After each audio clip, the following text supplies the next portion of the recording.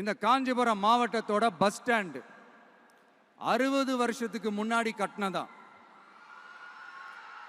அண்ணா அவர்கள் ஆட்சிக்கு வந்தப்போ கட்டியிருப்பாங்க போல.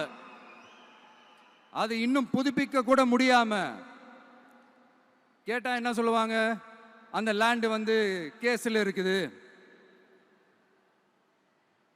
இல்ல நான் கேட்கிறேன், ஒரு கவர்மெண்ட்னால வேற ஒரு நல்ல இடத்தை தேர்வு செஞ்சு ஒரு பஸ் ஸ்டாண்ட் கட்டி தர முடியாதா?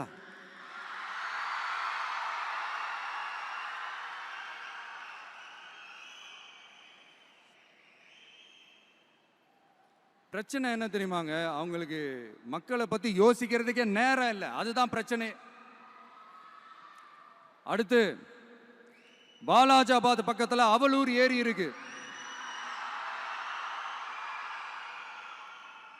அது பாலாற்றை விட உயரமா இருக்கு. அதனால என்ன ஆகுதுன்னா, ஆத்து தண்ணி ஏரிக்கு போக முடியாம போயிடுது. அதை சரி பண்ணி அந்த இடத்துல ஒரு தடுப்பணையை கட்டினா ஏரி நிறைய தண்ணி நிற்கும். அப்படி நின்னா அவலூர் மட்டும் இல்ல, ஆசூர் உட்பட இன்னும் எத்தனை கிராமங்கள், எத்தனை ஆயிரம் ஏக்கர் விவசாயம் நல்லா நடக்கும். இதுக்கு இன்னும் எத்தனை வருஷம் மக்கள் கோரிக்கை கொடுக்கணும், மக்கள் போராடணும். இந்த பிரச்சனையெல்லாம் இருக்கிற அதே காஞ்சிபுரம் மாவட்டத்தில் தான் பரந்தூர் ஏர்போர்ட் கட்டுற பிரச்சனையும் இருக்குது. அந்த பிரச்சனையில கண்டிப்பா நாங்க விவசாயிகள் பக்கம் தான் நிற்போம். அதுல எந்த மாற்று கருத்துமே கிடையாது.